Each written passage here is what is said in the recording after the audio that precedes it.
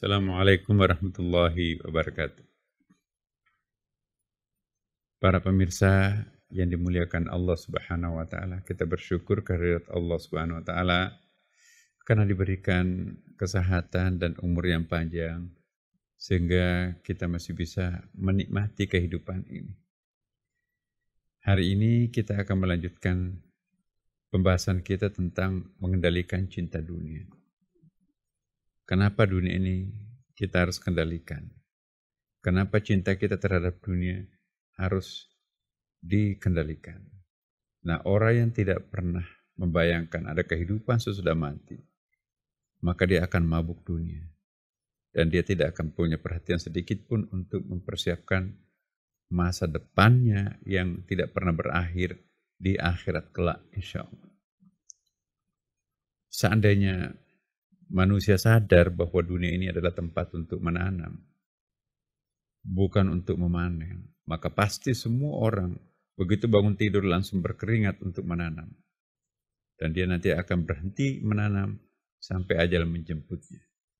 Tetapi karena manusia itu tidak sadar bahwa ada kehidupan abadi setelah kematian, maka semua sekujur hidupnya itu diperuntukkan untuk mengejar dunia ini. Para pemirsa, mengejar dunia itu seperti mengejar bayang-bayang, mengejar fata morgana. Kehidupan ini dalam Al-Quran disebutkan, innal hayatad dunya laibun. Sesungguhnya kehidupan dunia ini adalah panggung sandiwara. Di sini tidak ada kebahagiaan sejati, di sini tidak ada kenikmatan sejati. Karena memang di sini belum waktunya untuk kita mendapatkan kebahagiaan sejati. Di akhirat tempatnya, yaitu di surga. Jangan kita salah mempersepsikan kehidupan ini seolah-olah di sini kita tempatnya menanam dan di sini juga kita akan memanen. No. Karena itu dalam banyak hadis disebutkan oleh Rasulullah SAW, seandainya dunia ini akan ditimbang dengan selembar sayap nyamuk yang sekecil itu, maka orang-orang kafir itu dia tidak akan pernah minum air seteguk pun. Artinya apa? Dunia ini gak ada nilainya di mata Allah. Hanya orang yang tidak pernah mi'raj ke langit yang akan tergila-gila dengan dunia. Kalau orang sudah sering sholatnya sholat langit ya, kalau sudah sholat sofistik, sholat yang mungkin nanti ini kita akan bahas secara tersendiri dalam kajian-kajian kita ya. Nah, kalau orang sudah mengintip langit, tidak mungkin akan pernah terpana pandangannya dengan kepalsuan dunia ini. Maka itu sebelum menyesal seumur hidup, mari kita mengendalikan cinta dunia kita. Jangan-jangan karena cinta dunia itu kita mengonggok, menampung harta, entah itu halal atau haram, kita kumpulkan semuanya. Pada itu nanti hanya akan jadi malapetaka di alam barzah dan juga itu menjadi sumbu neraka di alam akhirat kelak. Karena itu para pemirsa saya ingatkan sekali lagi, fa aina tadhhabun, kalian akan pergi kemana? Semua orang pasti akan melewati satu pintu yang disebut dengan pintu kematian. Tidak ada satupun orang yang hidup abadi di muka bumi ini.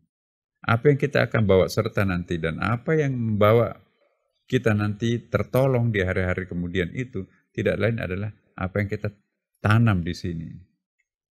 Nah, karena itu tanaman apa yang kita harus tanam supaya nanti kita bisa panen. Kalau kita menanam kebajikan pasti panen surga. Kalau kita tanam kejahatan pasti akan panen neraka. Gak mungkin kita akan tanam kejahatan panen surga.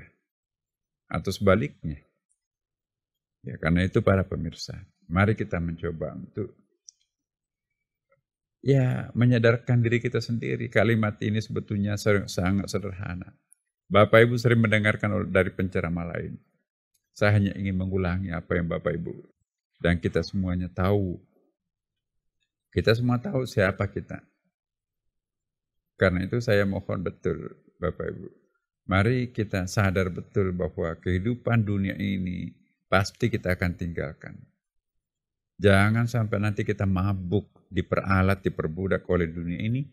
Sehingga nanti pada saatnya kita akan berteriak, pulangkanlah aku walaupun hanya 1 menit di dunia. La sadaqah, pasti kami akan mensedekahkan seluruh kekayaanku. Penyesalan selalu datang terlambat. Tidak ada artinya sebuah penyesalan. Sebelum kita menyesal, mari kita melakukan sesuatu. Tanamlah, ya, supaya nanti kita bisa panen. Ya, berwakaflah walaupun selembar genteng. Berwakaflah walaupun satu lembar batu merah untuk pembangunan masjid. Berwakaflah walaupun satu sak semen. Itu sudah ada artinya. Ya, membanallahu masjidan, banallahu baitan fil jannah. Barang siapa yang membangun masjid, ya, sekecil apapun bantuan kita, itu sudah pasti kita akan mendapatkan rumah masa depan nanti di surga. Para pemirsa, mari kita sadar. Mau kemana kita? Berapa lama lagi kita akan tinggal di sini? Bercerminlah. Kalau sudah nampak tanda-tanda ketuaan, rambut sudah mulai beruban, kulit sudah mulai keriput, persendian sudah pada bunyi, kemudian mata sudah mulai rabun. Mau kemana kita? Tidak mungkin akan kembali mudah.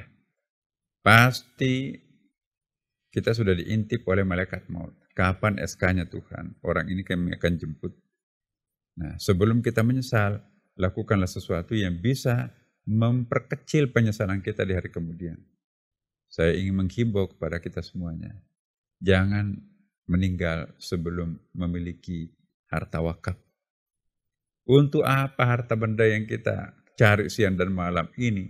Kalau itu diperuntukkan kepada ahli waris kita, belum tentu akan dimanfaatkan untuk jalan yang benar, Bapak Ibu. Boleh jadi itu menjualnya untuk kebutuhan maksiat dan narkoba. Yang pasti dimiliki adalah apa yang kita tanamkan untuk akhirat kita. Maka itu saya ingatkan kembali. Jangan sampai kita menyimpan harta. Kita tinggalkan di dunia ini, tapi itu juga akan menjadi bumerang buat kita semuanya. Apalagi kalau bersumber daripada yang haram. Bersedekahlah mumpun masih ada waktu yang Allah berikan kepada kita. Maka tidak bisa ditunda-tunda lagi. Lakukan sekarang atau nanti pasti kita akan menyesal. Semoga ada manfaatnya. Wassalamualaikum warahmatullahi wabarakatuh.